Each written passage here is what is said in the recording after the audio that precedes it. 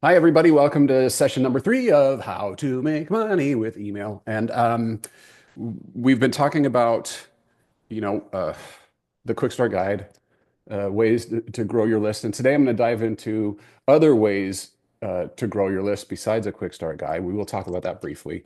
It's not the only way. We'll talk about forms today, pop-ups, alternatives to pop-ups. Are pop-ups evil? Um, are they as bad for the world as zucchini? Well, we're going to discuss that. That's an important topic.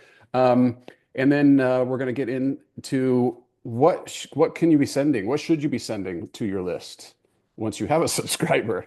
Because it's about building that trust, right? Because we can't sell anything or really monetize until we are providing service and value. So we had a couple of questions that I wanted to address right from the get-go. First of all, if we are talking about the Quick Start Guide itself, okay, the Quick Start Guide, this is a little bit of a platform conversation. Uh, and Claudette, I don't know that that's necessarily your concern, but I am going to address it. Um, First off, all we're doing, let me actually show you my screen here real quick. For a quick start guide, I'm not talking about downloadables. I'm not talking about printables. I'm not talking about that. I'm talking about an email sequence of 5 emails in a row, which I recommend to anybody because technically it's one of the easiest things you can do once you kind of get the gist of it. Why is it easy? Because all you're doing is you're writing emails. You're not creating a PDF. You're not creating a downloadable. You're not creating an ebook. You don't have to hire an artist. If you can write an email in an email service like MailChimp or Kit or Flowdesk, then you can do this. And that's why I recommend the Quick Start Guide. Again, a series of emails 5 days in a row. What's happening there is, so if we have a Quick Start Guide, is in your platform of choice, you are simply creating an automation. You're creating in Kit, it's called a sequence. In Flowdesk, it's an automation, I think, or is it a workflow? Or and it is workflow in the other ones. Okay, so it's one of those names. Um, and so if you're stuck on that, then what first thing you're going to want to do is consider, do I have the right platform? Would it be easier for me to switch to Kit and just follow the step-by-step instructions that Matt gives in the email on autopilot? Because I do. I say, do this, then this, then this, then this, and you will have it done. If not, if you don't want to do that, then you need to learn how an automation or a sequence works in MailChimp, MailerLite, um, GetResponse, whatever your platform is. Okay. All we're doing is we're creating an automation. In almost every situation, the automation is separate from a form. In almost every email service provider, they have something called a form, which is basically the gateway into the list. So you'll have to create both a form and an automation, or in Kit, a form and a sequence. All right. If you have specific questions on that with your platform, then let's talk afterwards and I'll point you in the right direction. But those are the main terms you need to know technically. All right. Is that we're building a form and we're building an automation. Now, if you're wanting to do downloadables and printables, I can't, the scope of this course isn't to teach you how to make a PDF. There are plenty of guidelines on how to make a PDF online, or go to Canva, follow their instructions, watch a video on that. But once you have your PDF, there are ways to share that ebook, to share that downloadable in your email service platform. But honestly, the easiest way that universally works for everybody, you know how you have in WordPress, how you have a media library? Upload your PDF to your media library. Inside WordPress, there's a little link there that says copy URL or something like that. It's right there when you upload it. It works for JPEGs and any other media file. You can then, that's your link that you can include in your email. Hey, and so the email might look something like, hey, here's your ebook as promised. Click the button to get it, and the button links to that link I just told you about in WordPress. If you didn't understand that, go back to the recording, slow it down, and listen to me again, and go step by step when you have WordPress and your media library open. Okay, that is an easy way to attach. If your email platform doesn't make it easy, that is an easy way to attach a PDF to an email. So all you have to do anytime you send an email, add that link, and there it is. Another question that we had was about, I have different topics or different audiences within my business, within my channels, within my website. This is very common. The ideas, the core concepts that I shared on Monday are exactly the same. Your existing traffic consuming your crochet pattern, your sewing pattern, your recipe, your interior design, your DIY, your finance, your what to do when you go to Paris. The traffic that's consuming that content in that moment is your best opportunity. Now, for some of us, we have entire websites devoted to that topic. Some of us have portions of our websites or channels devoted to that topic. Sometimes we just have a post, a video, a reel that goes viral, and it's standalone. The concept is still the same. That person consuming that content needs to be shown your hook. So somebody's consuming your interior decorating content. How do they get there? What pages are they visiting? What posts? What videos? What social channels? What are they consuming? And then what is the quick start guide or other lead magnet that you can dangle in front of them that gets them onto your list? The quick start guide concept works across all sorts of topics and categories. And it's still, all the things are still a great way to share 5 days in a row of your copy. Now, one thing that we're going to talk about with pop-ups in a minute is that you can show a different pop-up to different people on your website in WordPress. So if I'm doing pop-ups, which I do, big surprise, is one of my requirements for the software to be used is it has to have the flexibility to show different things to different people. You can have a site-wide option for your pop-up. Hey, Easter's here. Get my Easter recipes. But maybe you've got air fryer recipes. In WordPress, you probably have a WordPress category titled air fryer.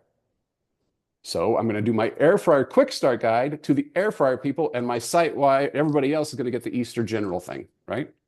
That is done through a plugin in WordPress. Basically, I'll go into the category in WordPress of air fryer, and I will associate the air fryer quick start guide with it. Is that making sense? Now, that's technical, but that's based off of your platform.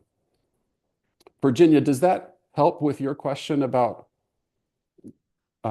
maybe that wasn't even your question. Maybe your question was what to do first. No, that touches on it. I just a little bit of like, what should my like blanket um, quick start guide be that kind of is appropriate to everybody, but I guess that's content based. So Yeah. If you have a lot of segments, honestly, you should be making a lot of lead magnets. okay. Because, so for example, going back to the Disney example, I have I had Disney Cruise, I had Aulani, I had Disney World, I had Disneyland, I had Disney tattoos, Disney coloring pages, Disney Cricut projects. Think about the difference between every one of those that I just mentioned. Somebody who's going to get a Disney tattoo is not the person who necessarily needs Disney coloring pages. I can visualize the difference in my mind, and you probably can too. Or the person who needs Disney Cricut is not necessarily going to Aulani in Hawaii. So those people are all very different. So I had different lead magnets or quick start guides, depending on what I was doing for each one of those. Even within those, in fact, this leads to one of the things we're going to talk about today. Might as well talk about it. When we adopt an email growth mindset, what this allows us to do is just remember that this traffic as a best source of list growth is just really hone into that. Where's the traffic coming from? What's the motivation? And what can you offer that visitor?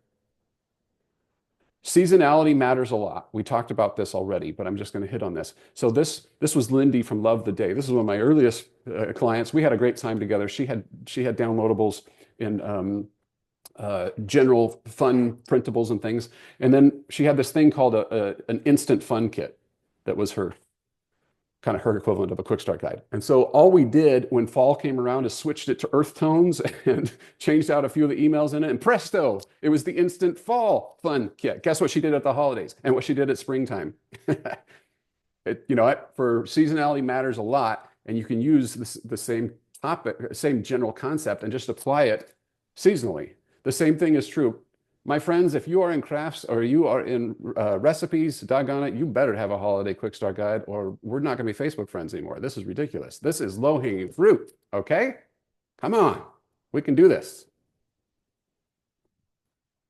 It's just so on point with what people are thinking about. Heck, we were just talking about the weather before this. All right, the weather in different regions. Why do we talk about the weather? Because it's something we can all relate to, and it's something that we all have thematically in common, but it is now. We won't have the same weather conversations. You know, it might have the same conversation, but the content's going to be different 3 months from now. Then we get into the category stuff. This is what I was just talking about. There's that air fryer example right there. So when I was working with Alyssa at the Recipe Critic, she had a site-wide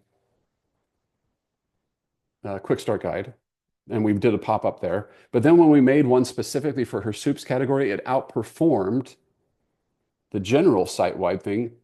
It was a 7 times increase on conversion rate. 7 times. Now that's rate, that's not raw totals, that's conversion rate. That's the whole point, right? Is how many of the eyeballs that I have in front of me can I turn into subscribers? That's conversion rate.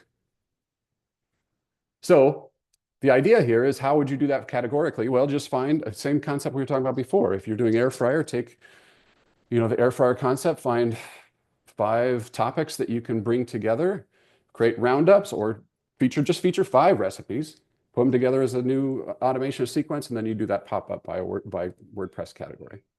In fact, let's do this real quick. Let's take 60 seconds. Jot down, let's make a plan. What are the next 3 quick start guides you're going to make? I don't care if you have 20 already. My guess is that you have even more specific, just like we were talking about with the Disney example. If I even have even a smattering of traffic on Aulani, and I want to increase the amount of people coming back to my website, shouldn't I serve everybody I possibly can? The Quick Start Guide is a great way to do that. All right, so let's go. Jot down your next 3 Quick Start Guides. Put them in the chat. Love to see how you're thinking about this stuff.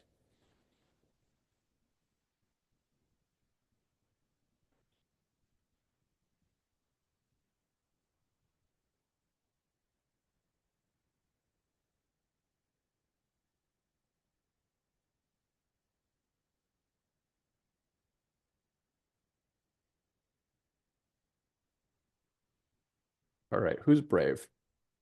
What topics are you going to be focusing on next? Down in the chat, just throw them in there. Let's see. All right, summer grilling recipe, Thanksgiving side dishes, holiday cocktails. Those are very specific, and kudos for being specific, right? You're going to be able to target those people and really, really serve those people. The questions, if you and I were working together, Angela, that I would have would be, what's going to have cast the broadest net? And it may be these. It probably is these. But cocktails is the reason I even bring this up, because cocktails isn't for everybody, and it's a low RPM activity. However, the people who want it, they really want it. But it's one of those, for a targeted quick start guide, it's perfect, because if you're landing on a holiday cocktail, you're probably interested in making others. And so the power of suggestion for those people is spot on. Would I make that the site-wide thing? Heck no. But unless you are a cocktail site, but clearly you're not. because you have other stuff. But it's a great example of the power of that segmentation. And just imagine what you can do once you know who your cocktail people are versus non-cocktail people. You can create other automations. We're going to talk about Forever series here in just a minute. Remember this idea about a separate Forever series for cocktails. You have all this great cocktail content that's just gathering dust over here, maybe. And the people who really want it, if you know who they are, rather than alienating other people who don't drink, you can send it to those people who do want it, that are the mixologists. And you really maximize there. All right, we got Starbucks copycat recipes, always a winner, by the way, Veronica. People love that theme. So if you've got a lot, hey, look, Christmas cocktail. That's funny. Thanksgiving appetizers, great. Thanksgiving can work both broadly for food or even into the side dishes and appetizers. Depends on what you specialize in. But if you do have you have more, then it is an excuse to get the turkey and the side dishes and the pumpkin pie in there too if you want. Copycat recipe. Boy, you guys are of hive mind today. 5 secrets to perfect Christmas sugar cookies. The Christmas cookies thing works wonders, Melissa. That is a good go-to. And summer no bake, that's also a good theme. I love it. The Reno Kickstart, design a timeless kitchen you'll love. Okay. That is a big project when people tackle it, right? And then tackling the summer curb appeal wreaths for every season. Great. Frozen dog treats, Thanksgiving dog dinners, and Christmas dog dinners. You know what? It's like the dog dinners with cranberry sauce. They deserve to celebrate too, don't they? Those little fur babies.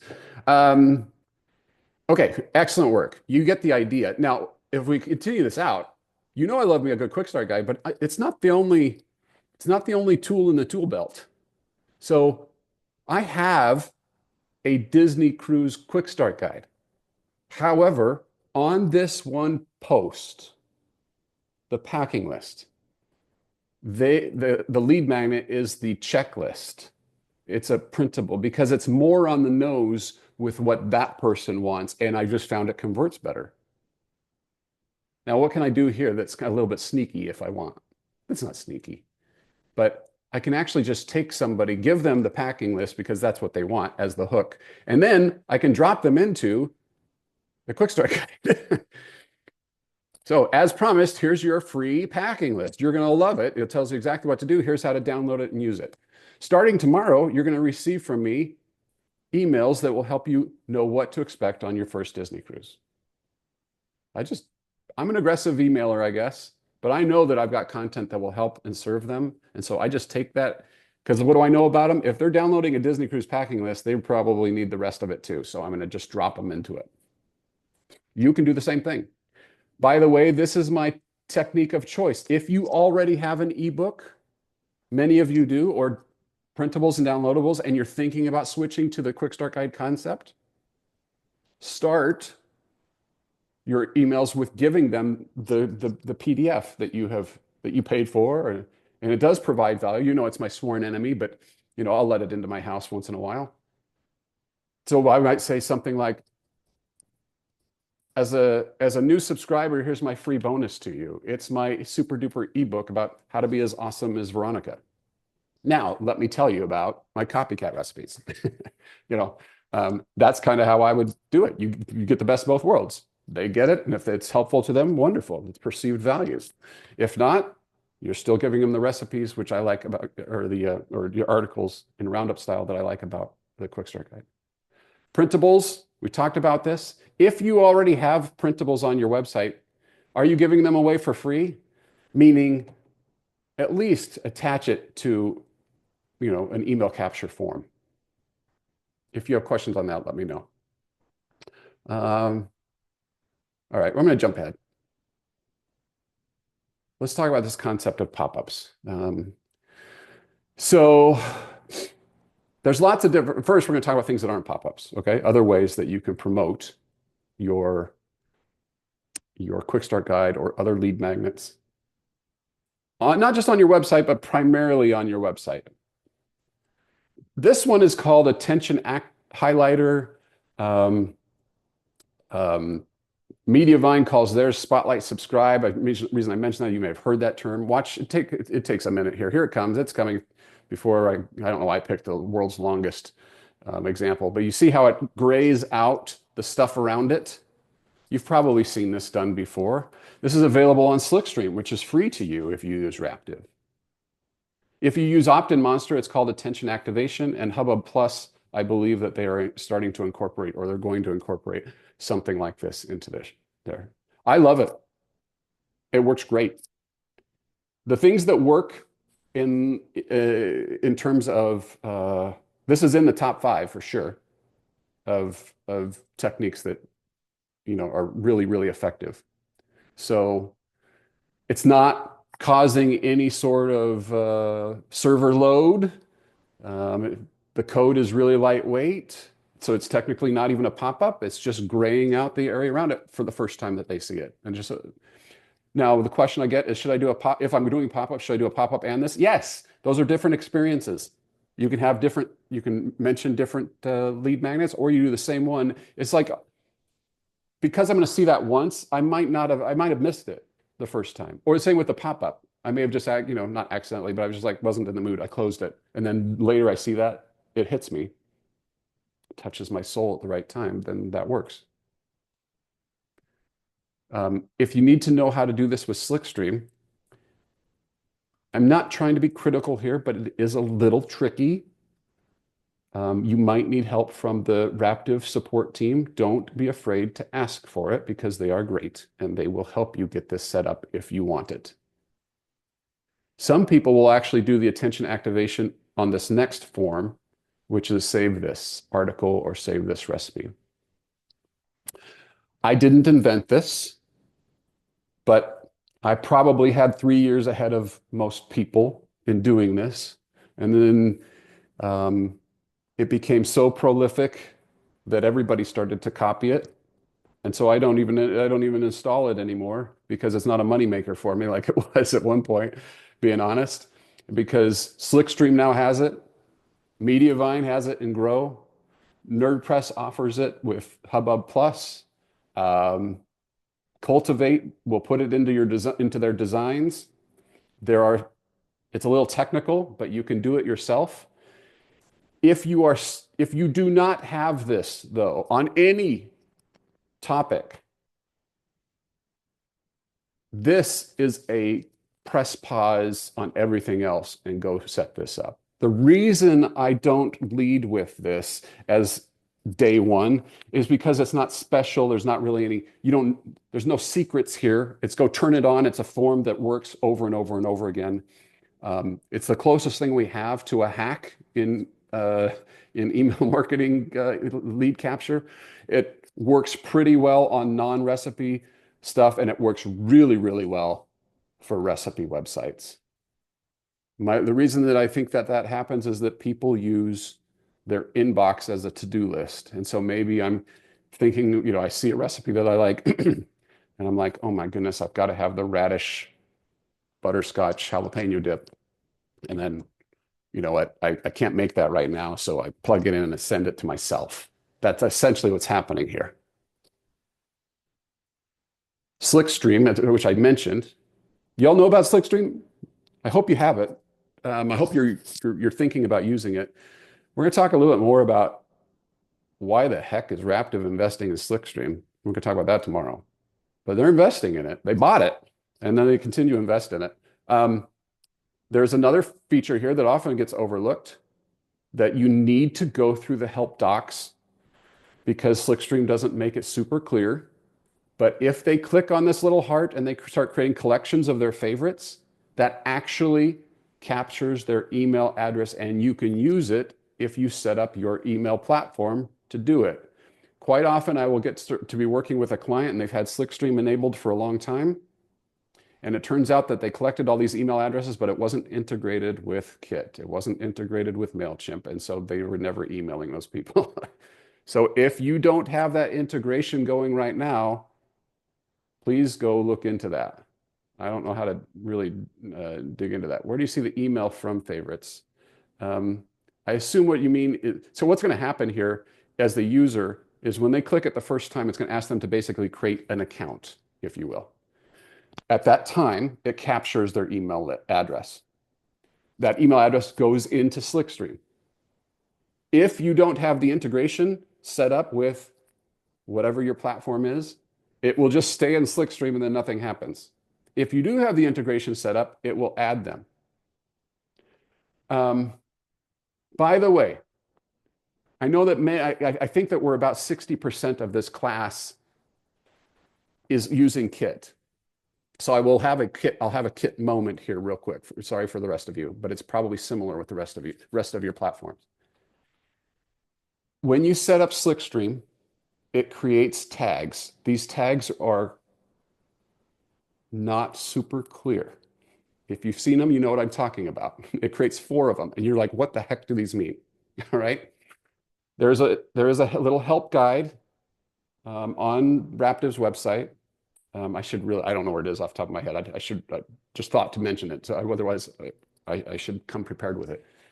But for the Kit users, what I like to do is create some sort of action with those tags. Remember, think about what's happening here. They went to Feasting at Home. They loved this recipe. It says, great, we've got you now. Here's how you get your collection. If they start receiving emails from you all of a sudden, it could be a little jarring. This is a great time to kick off an introduction series, there's the welcome series concept. I kind of like doing, since you saved one of your favorite recipes, here are my top 5 other saved recipes, or something that extends the experience and ties it back to what they did with Slickstream here. Other ways that you can grow. I did not set this up for Foodie Crush. I just like how she did it. She's got a great example. So if you want to go look at, I think it's still in place. Go check it out at foodiecrush.com. But this is a link to the software that is used. It's called Interact. And you've seen these quiz softwares before, probably, but have you ever thought about using it as email capture? Basically, what it does is, what should I make for dinner tonight? And then it gives you some choices, blah, blah, blah. And at the end, in order to see the results, you can get the results sent to you via email. And then it's an email capture. So it's a great way to do that. I could totally see, what's your style when it comes to decor? What should I make? Where should I travel? Are you a beginner crochetist, or what are you? That kind of stuff. All right, let's talk about pop-ups. Now, before I get too far down this road, this is not my favorite conversation. There's a lot of debate about this particular one. The first thing I'm going to ask is, please don't take this and send this to an SEO expert and pit me against them. Okay, that is not my intention here. There are some people that there's some SEO experts, and you may even know who I'm talking about, that are very dogmatic about this particular topic. And in fact, they send me business. I'd rather not pick a fight because I understand where they're coming from. Let me back up. There's 2 main reasons people worry about pop-ups. First, I find them annoying personally. That might be number 1. Number 2 is, I'm afraid that Google is going to penalize me for having pop-ups. Let's talk about number 1 first. The annoying thing is a very real concern. Let's talk about what is annoying. I type in Disney Cruise tips into Pinterest. I find this pin, I click on it, I land on a page, and the very first thing that happens to me is, sign up for my newsletter. Never miss an update. That is annoying. However, if I interact with the beautiful posts, I see the pictures of the ship, I'm getting great ideas. And a certain amount of time passes, and then a pop-up appears that says, what to expect on your first Disney cruise. That's actually not annoying. That's quite helpful. That's exactly what I'm there for. So my answer to the annoying thing when people say they're annoying is to simply don't be annoying. The topic that we started at the top of this session today was about how not to be annoying by segmenting and having more lead magnets that are more related to your niches and your topics. Okay, so number one, don't be annoying. I get literally no complaints. And in fact, I know that it's not annoying because of the conversion rates. When something converts really high, that kind of tells you that it's helpful. Now let's talk about the Google concern. Um, there's a concern that having a pop-up on mobile will cause a technical penalty. The guidance that was given in 2016 was from Google was about intrusive interstitials. That was then repeated once more in an official document in 2017. They have not expanded on what exactly that means, and there are hundreds of different ways that people use pop-ups on the internet. The way that I'm talking about is just one of literally hundreds. When you think about e-commerce, information, app installations, and so forth, all the different ways that modals are used to convey or collect information on the internet, there are dozens and dozens and dozens. Google does not want to be the pop-up police. What was happening in 2016? Well, at the time, we had switched, traffic had gone from primarily desktop in 2014 to primarily mobile around that time. What didn't change was people's user experience on their website. Remember Forbes or Hotwire when they had those huge overlays that would overlay the entire, even on desktop, they overlay the entire thing? Well, you carry that over into mobile, that was impossible to navigate. And so basically what Google was saying was stop it. Let's be more user-friendly. Now, what that has been translated to is that any pop-up on mobile is bad. That has been translated into that you can't have a pop-up on the first click from Google. That is also not documented anywhere. The reason I know this, folks, is I devoted, when a particular SEO went on the hunt against this, against pop-ups, I devoted 3 months of my life listening to everything that John Mueller from Google ever put out, reading every white paper that there was. I have a 15-page document of all of my findings that I'm not going to share with you unless you want it. All I can say is that that much of this has become personal opinion, has become dogma, all right? Versus, last thing I'll mention is when this went down, and I just reached out to him again. James Baldwin is VP of Engineering at Raptive. Raptive has an email service for their luminaries where they set up pop-ups. Guess what? They do it the exact same way I do. If I, who've been doing this for a long time, and Raptive, who also has an extreme vested interest in people not losing SEO traffic, are doing it this way, I don't know what else to tell you, I guess. I've never had a technical penalty doing this, and I don't see anything that says to not do it this way. Even with the most recent guidance, okay? Even with the article that Raptive just came out with, I'd had another conversation with James about that. So it's up to you, of course. I'm not in the business of causing you to hurt your traffic in any way, shape, or form. But you got to do you. I'm just telling you that this is what I do for some of the biggest bloggers on the planet, and it has worked great. So here's what we do. Let's finally get to it. Well, enough of that, Matt. So the don'ts.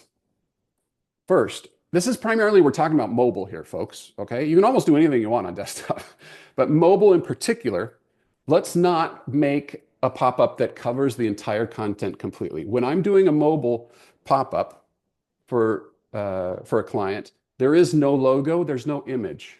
I actually get rid of the first name field. And the reason for that is that I want it to be not take up too much real estate. As far as best practices go, it's usually about a third of the size of the entire, maximum of the entire screen, all right? That usually means a quick headline and a capture, maybe a small description. You'll see an example here in a moment. You can't make it impossible to close, all right? Sometimes this is old school thinking. I don't think anybody does this anymore, but back in the day, it was like, oh, if we make it hard for them to get out of it, then they'll have to sign up. That's dumb. So just make it so you can click anywhere around it. They touch anywhere on the screen with their fat finger. It'll be fine. Don't make it hard to interact with the content, and don't show it first thing upon arrival. Some people will tell you that you have to wait till the second click or whatever. I don't believe that's true at all. So 10 to 15 seconds, or if you want, you can do, somebody scrolls 30% of the content before you show it. That's another thing you can do. There's a problem with that one. And that is some of you have posts that are ages old, years and years old, and have tons and tons of comments, which means that 30% is like comment 100. And so people never get down that far and the pop-up never shows. But for most of us, you could still do like 25%, 30% scroll or whatever you want. And then lastly is this thing I was telling you before. Don't show pop-ups that a user isn't likely to care about. Okay? Any questions on this? Angela says, the pop-ups I created on Kit all take up the full screen on mobile. Is there a way to get around that? Okay, great question. In fact, that leads us into our next topic. I used to be very vocal against the pop-ups in Kit for this very reason. So what I'm going to describe to you are some software choices that you can use if your platform does not provide an adequate pop-up experience, like Kit was not providing for me. However, Kit came to me and said, why don't you recommend our pop-ups? And I said, because they suck. The design is terrible, and I can't do what I want on desktop versus mobile. I explained all this to them. They gave me CSS code that I've since refined. And so now I have these beautiful pop-ups that are beautiful both on desktop and on mobile, that do not take up the full screen, that show a picture on desktop but not on mobile. And it's all done through the special CSS code that we worked on together. You will find that in the Email on Autopilot course. Angela, go log in, and you'll find a section in there that says something like how to make a pop-up in Kit, or maybe I never changed it, ConvertKit or whatever, and just take that CSS code and steal that. You're off and running. But if you're not on Kit and you don't want to use my version, let me give you some examples of other pop-up software that will allow you to do exactly that. First one I'm going to tell you about is called ConvertPro. This is kind of the entry point for a lot of folks. These are all affiliate links, by the way. Pizza money. You know what? I like pizza. ConvertPro will do all three of these I'm going to tell you about will do what I just described. They'll do all those things. So I'm going to tell you what they won't do. I think it'll be so it will. You can create decent looking designs with ConvertPro. Here's some examples. And they look all right. They look all right. They have other features like the info bar across the top, the slider swoopy things that you can experiment with. They do have complete overlays if you want. They have all those things depending on what kind of site that you have. The thing that ConvertPro does not have is it's terrible at its conversion rate data. So I'm flying blind a little bit to know if I do something on Airfryer versus the Easter site-wide thing, which one's converting better. It just doesn't capture it in there, and I just don't know. They say that they do. I've never got it to work. Just giving you my heads up. Other than that, it's like $90 for the year. So it's, it'll get the job done, and it has been vetted by NerdPress and some other folks for site speed. So it's just fine. That's also a consideration, right? When we're thinking about these things. OptinMonster is the granddaddy, kind of the gold standard for pop-up software or lead capture software. This is the one that Raptive uses. The challenge with OptinMonster is it's the most expensive. So if you're really serious and you have like, if you're monetizing in a different way other than just Raptive ads, then OptinMonster might be the way to go because it might have a better ROI for you. But it has it has more templates than anybody else in terms of designs. It has these other features like I was telling you about, the attention activation. It has great reports. ConvertBox is my favorite of all of them outside of it's the one I use second most besides Kit, because Kit is free. It's a little bit more expensive, but it's kind of in between. So it's like $250 lifetime depending on your site traffic. If you have more page views, then I think it's $500 lifetime, and you can use it across multiple websites. So if you have website A, B, and C, you can install the same one on all three WordPress installations and then use it and track them as different sites. So if that's you, it might be a good option. The reason I like it, and a lot of people that are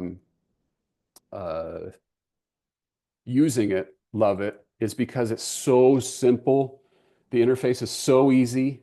The A/B testing is the best. So, for example, this one here on the left, I did an A/B test. I think I was telling you about with my family versus with the ship, and the ship crushed it. I was guessing it was going to be the family. Apparently, my spindly legs was, scaring people away, something. So I wouldn't have guessed that. But I just love it for those purposes. It's so simple, and in most, it's people who use it really, really like it. Which do I recommend? Claudette, what platform are you using? What platform are you on?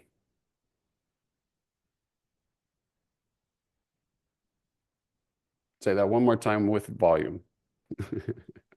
ConvertKit, Kit. Okay, so Kit, I would recommend using mine. My code that I just described, because it is free, it comes with Kit. Try that first, because you can then have the conversion rate data that you want. They have a plugin that connects. So in Email and Autopilot course, it walks you through step by step how to set up that pop-up using the code. Just follow the steps. So that's my recommendation for anybody that's on Kit. Where's the code? It's the CSS code. You'll find it when you get into Email and Autopilot. You'll find just follow the steps. It'll walk you through step by step where to insert what code and what buttons to click and what to say and all that stuff. It's literally step by step. All right. Any questions on pop-ups or forms? Yeah. Yeah. Sorry, a quick question about the foodie crush, where she said like the dinner stuff, like an idea to set up for the dinner. So you mentioned that we have to pay through the Interact because this is it right up here, something like. Yeah. So maybe you just open it. I just have a question to ask Sure. because I'm on her site right now. When you say what I should make for dinner, okay, something like that. Do we set that up using the Interact you said, like the email crush recommend/Interact? Is that the one we are using that to set that up? Or Yeah. what are you using setting up this particular one? Yeah. Interact is the name of the software. So the link that I gave you is simply an affiliate link to go sign up for. It does have I can't remember how much it is. It's not super expensive, but it's not super cheap either. So it might be something to experiment with, see if it's working. You can also create quizzes on your own, have software built for yourself. I just give you one example of how to do it. But yeah, then when you're in their software, they ask you the questions and then they build it all out for you. And then it teaches you, they have a step-by-step of how to install it on WordPress. Okay. So the hardest part, honestly, aside from, paying for things, is considering what should the logic be. I've always found that to be the trickiest part to make a good quiz. Between these three, what sounds best? Okay, well, seafood. All right, I'm going to go with seafood. So then you enter your email to see your results. I get it. Now you can also make it, this is optional here, by the way. You can make it so they can see the results and they don't have to give you your email address. So if you just like to do the quiz just for interaction, you can do it that way too. No, we need that email. Yeah, we need that email. Amen. Amen. All right. Excellent. Good question. All right, let's talk about what to send the list, shall we?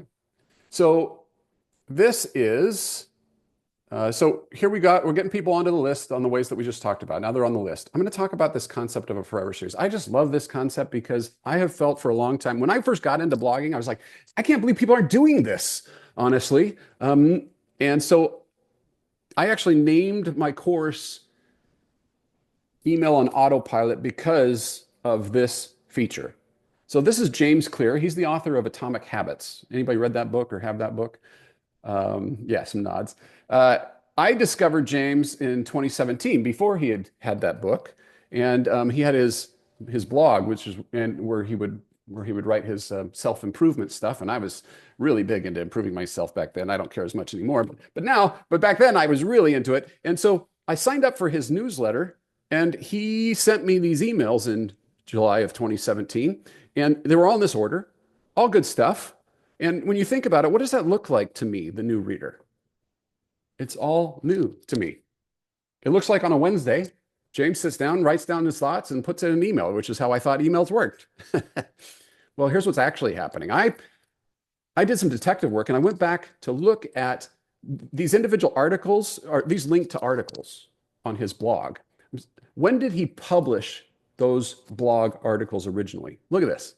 So the first two in his series were some sort of welcome, right?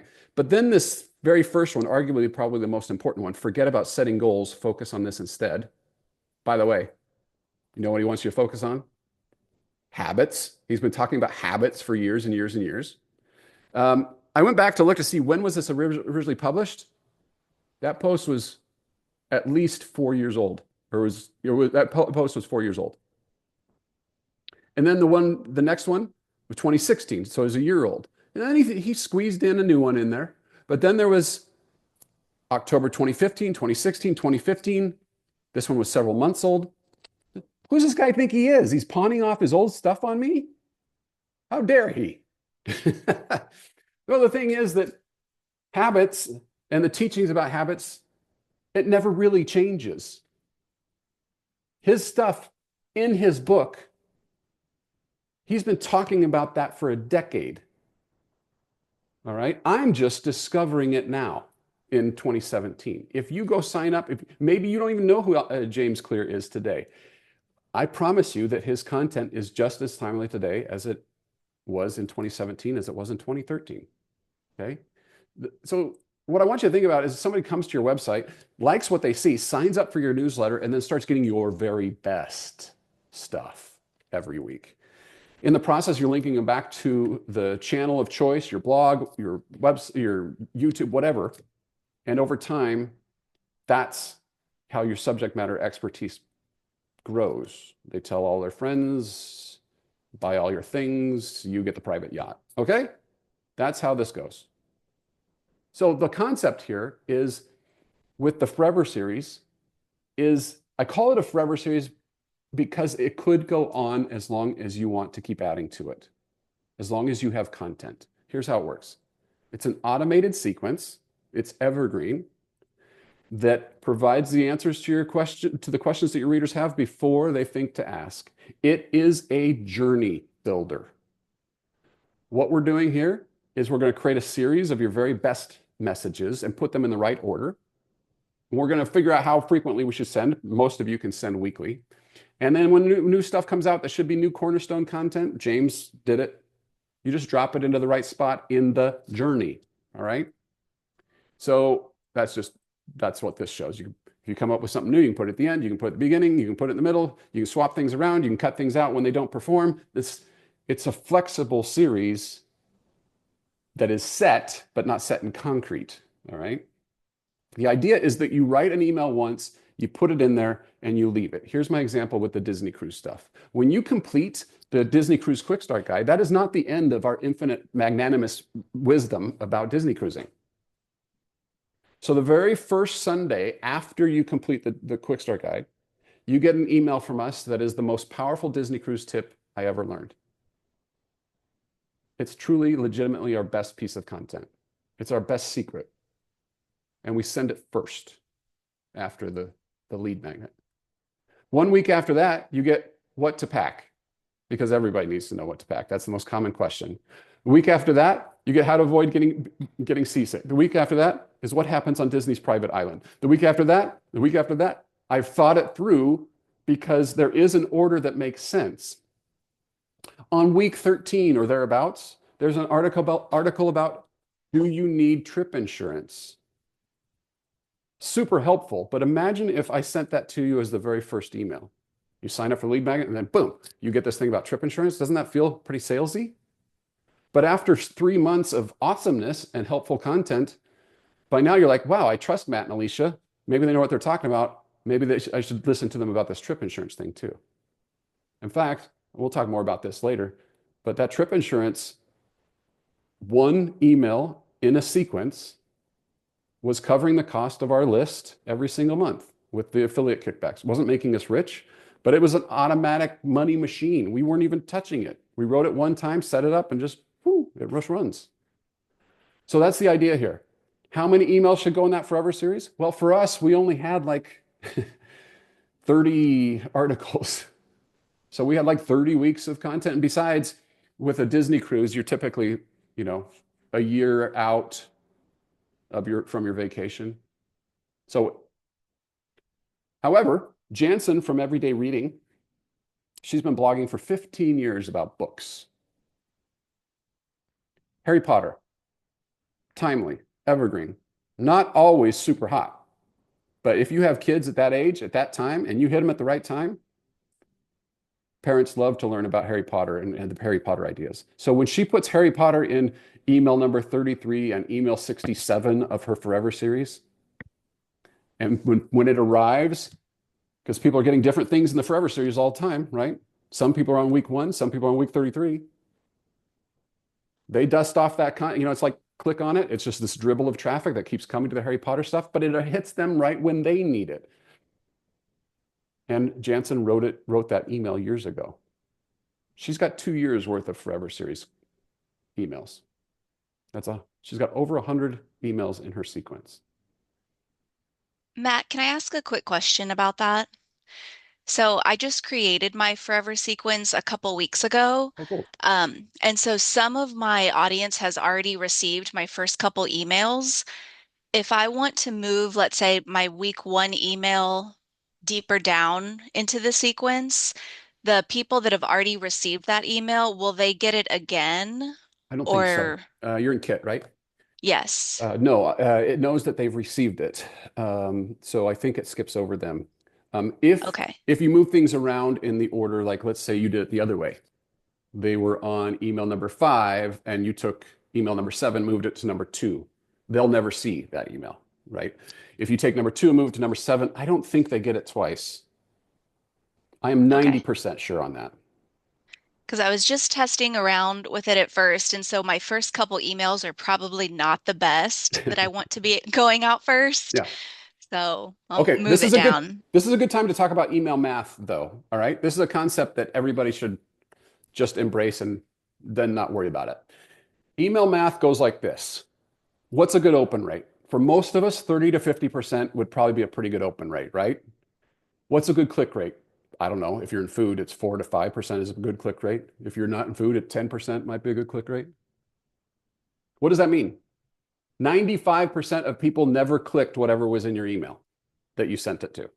Does that mean the email's bad? No, that's just how it is. What's my point? They get a lot of email, they get a lot of distractions, and you can repeat your content in email over and over and over again, and you will not, there's obviously a saturation point, but especially with food, you're not going to, it is not likely to overdo it. You'll probably be doing it the other way. For example, if you have the world's greatest chocolate chip cookie, you send it to me today. I'm not in the mood to make chocolate chip cookies. I don't have time. I can't. I'm traveling. I'm sick. I'm whatever. But doggone it, I love a good chocolate chip cookie. And you hit me a month later with that chocolate chip cookie, bingo. Even if I've made it before, you know what? I really liked your chocolate chip cookie. You reminded me that that cookie exists. I will likely go make it again. Okay, that's kind of, now I know that's for food. Sorry for the non-foodies, but it is fairly similar with non-food as well, depending on your topic. Okay, so keep that in mind with email math. This is why I just don't worry about that stuff too much. I can't even remember, your own mother does not remember all of the content that you have on your website. And so it's just impossible. There's just too much overload of information out there, and it's not likely that they even consumed it to begin with. Isn't that terrible? But that's kind of how it goes. All right, that's the Forever series. So how many emails are in a Forever series? Well, as many as you can put in there. Do what Angela's doing. Get started. Do the first couple. Let's go back to this fancy graphic right here. Imagine that somebody comes in through your quick start guide on anything, eating gluten-free, on what to feed your dog, on how to decorate your foyer. That's French, I believe. Okay. Well, how awesome would it be if you knew that you had the first 5 emails, the next 5 emails that they should get, that it's the very best stuff that you've ever done. Not the newest, but the very best stuff you've ever done. So start with 5.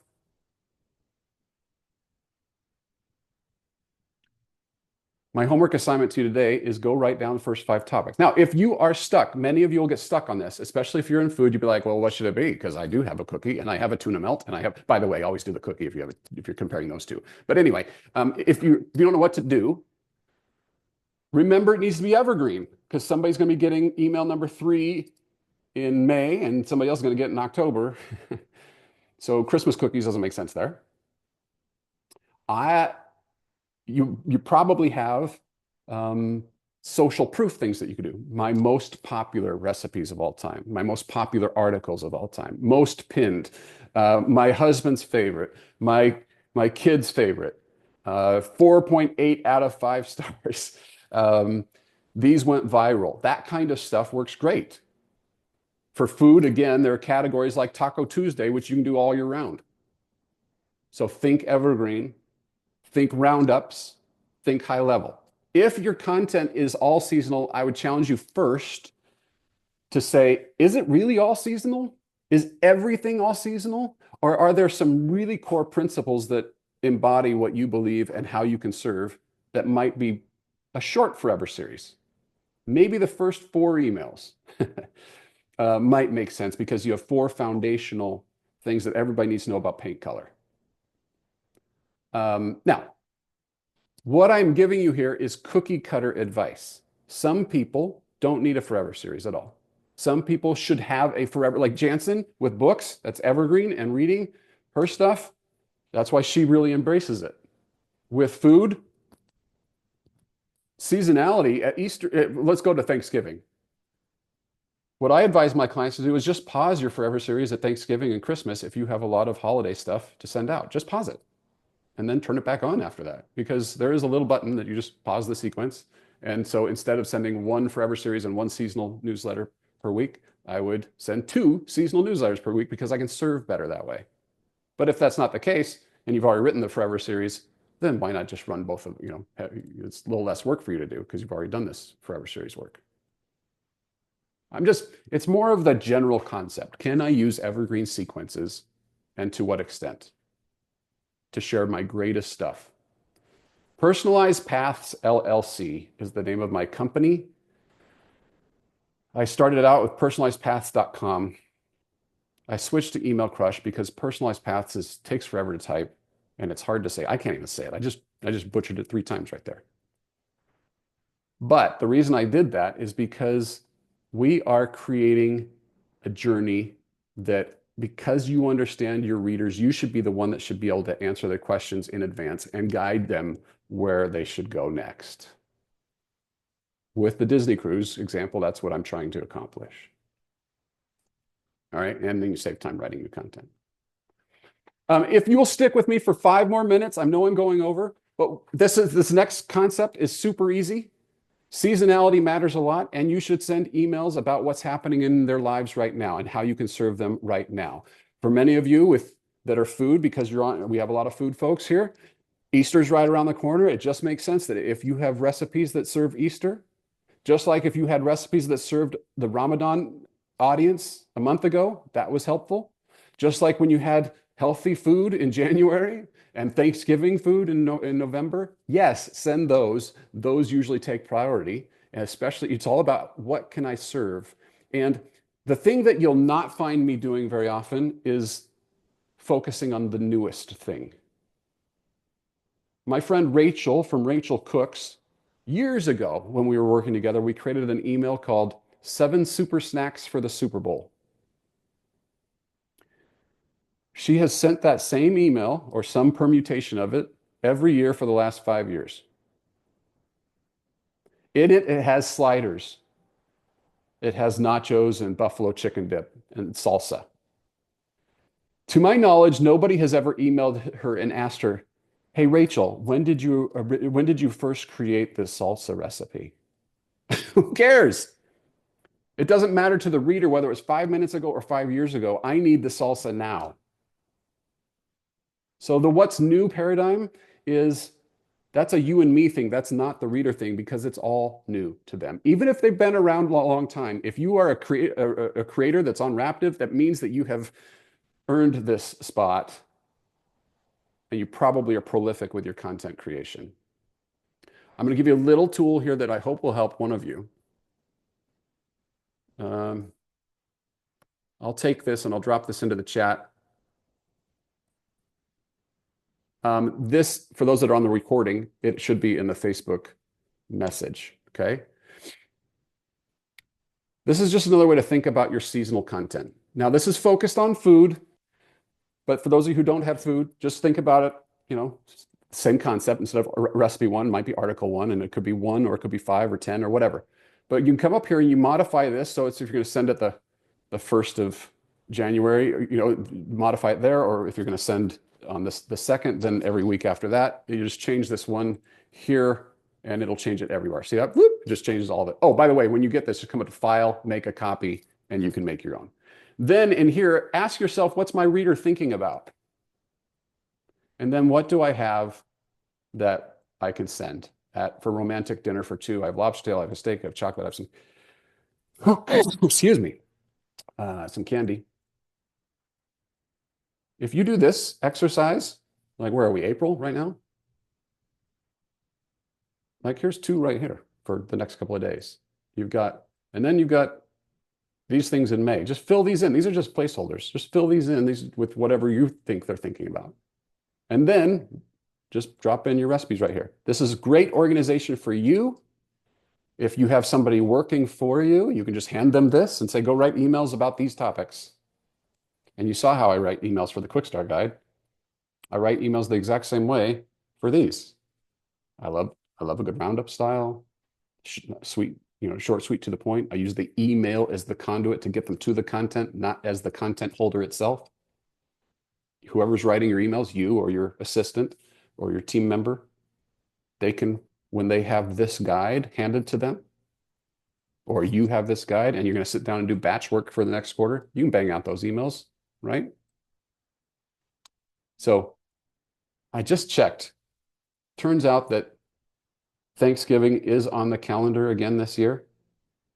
You could, right now in April, actually write a Thanksgiving email and in your active campaign, queue that up to be sent in your get response, in your MailerLite, whatever. You could do it. I know that's crazy talk. Nobody will do it. All right. Does this help? I hope this helps one of you get a little bit more organized. All right. That's it for today. If you have questions, unmute, ask. By the way, as you're setting up your pop-ups or your form, bring it to me tomorrow. I'll be happy to look at what you have as your forms and critique what I see. I've seen approximately 500,000 forms in my life, and so I have opinions about why it might work, why it might not work, what you could do to improve it. So if anybody has a real live one they want me to evaluate, I'd rather do a live one than not. Bring that and I'll look at it. Okay? Quick question, please. Yes, ma'am. So I'll just take you guys back to the pop-up side. So right now under my recipe, I have like save this recipe and I have the pop-up button too, like the one you don't like sign up for my newsletter. I'm gonna change it. So I just need an advice from you. Should I go with the one that says you should choose like do a quiz like for dinner ideas, or should I choose like the hook that says 5 dinner ideas to sort out and I send the recipe to you? Which do you actually advise? Or if I put all of them in my page, is that going to be a lot? Well, you can see what Foodie Crush did, right? Foodie Crush. Yeah, she answer- has saved this recipe under her first picture. Yeah. Then she has like subscribe. I think she has something like dinner something of that sort. Right. So if you go here, take a look at this. She just has it here. Okay. She also Is that a different page or in the no, same right here. recipe page? She just puts it at her top nav. That's where she put Yeah, that. top of the page. Yep. But it Um, doesn't She has show a it little well. she has a little box here. This is just her, you know, and how she's doing it. Uh-huh. She likes having it here in the sidebar. By the way, nobody sees the sidebar, so it's safe. But she has saved this recipe. And I happen to know she Yeah. has other lead magnets in different places. So you can have more than one. To Okay. answer your question about what you should do is, Claudette, what can you get done fastest? That's what, like, I'm so confused now. Like, which is the fastest one? Should I go to, like, should the pop-up be, let me say, Easter recipes for now, or should the pop-up be spring recipes? Like, let me just remove subscribe to my newsletter Yeah, and put up Easter recipes, or I should put up spring recipes because Easter is just 1 week, so it's gonna be there just for like about a week or two. yeah. But the spring recipe is gonna be like a longer one. So, which do you advise? I'm going to go off of my gut feel for you. Mm-hmm. I feel like you might need a little bit of time to get this set up and get it right. Yeah. I wouldn't feel the pressure with the Easter. I'd probably do the spring thing so that it could last longer. Mhm. I would go through exactly what I said on this course so far, 5 days of your spring refresh menu or something like that. Yeah. 5 days of spring dinners you'll love, something along those lines. Yeah. Don't overthink it too much, and then create 5 days of emails in Kit that has in a sequence. Yeah. Do the pop-up as we talked about, and then step back, Okay. look at it, fix it, improve it, but launch. Go get some, because whatever you come up with, that spring idea is going to be better than the never miss a recipe or that kind of pop-ups. Subscribe to my newsletter. Yeah. So are you saying every time I should be changing it? During Christmas, I change it. During Thanksgiving, I change it. I should be changing it every season. Don't you think? Okay, got it. I mean, your audience, that's what they're thinking about. That's true. So it's just about catering it to your audience. So and the other thing too is learn the art of duplicate. You make this one for spring, you should be able to hit duplicate and make a version for summer. Change out the word spring, change out the recipes, but for the most part, it's the same structure. You can do that on Kit? Yeah, you go to a sequence and in the settings, it has duplicate. You just hit duplicate and boop, it'll create another one. Magic. Okay. Got it. Yeah, that's true. I'm bringing I the email understand. magic today. It feels good. It's a wizardry. Thank you so much. You answered all the questions. Great questions. I don't want you to be stuck. I understand that if you've never done this before or you don't spend time on it, it's a foreign concept. I totally get it. Do you advise to send my emails every time I put a new recipe? Because each time I send those emails, they unsubscribe. Should I stop doing that? Here's what I recommend for you. I'll pull this back up. And if you need to come back to this to absorb these pieces slowly, that's totally fine. I know that I have had to do that. First, you have saved this recipe over here, okay? Bonus content. Yeah. Let's get a quick start guide in place. Then you got people on your list. Start with this seasonal weekly newsletter. Start Okay. here. Okay. Next, write 5 emails for a forever series. Just 5. Mm-hmm. Because you'll feel great that you've taken your 5 best evergreen topics and you know that every new subscriber, because this is how it works. They sign up, they're now on the list. When they complete in Kit, you're going to set up a rule that says when they complete the quick start guide, add them to the forever series. So that's how that's going to happen. So going back again, create your quick start guide first, then build out your seasonal weekly newsletter so that you're at least you're sending a weekly newsletter based off of seasonal topics, and then turn your attention to the forever series. That's how the tasks I would give to you, Claudette, in that order. So I should delete the new recipes I upload each time that it Leave goes. it. Leave that alone. Don't Leave change it. anything. Oh, okay. Don't change anything. Let it go. Let it keep going. You're not going to, how many subscribers do you have right now? I'm only at 5,000. Really Right. small. So at Email Math, look, we're going to start growing bigger and faster. In the meantime, you might as well there's some people looking at your new recipes. It's better than nothing, right? So let's start with that. Leave it alone. Just go add in the weekly plan here. Okay. Because Yeah. whatever you published today, your pineapple coleslaw or your pineapple coleslaw with seafood, as you do, that may not be of interest to them right now. But Mm-hmm. when you couch it as Easter, oh yeah. Okay. Okay. So start Yeah. again to repeat, get your quick start guide in place. First one. Start. Second, Okay. build out your seasonal Seasonal. broadcast schedule. Just fill this out and start writing emails and start prepping for these dates and get them in there, at least one per week. Okay. Then turn your attention to the Forever series. You will Sure. probably need to follow the steps in the email and autopilot course on how to build the Forever series, but it's all in there. Okay. All right. Yeah. Thank you. Anybody else have any questions today? Awesome.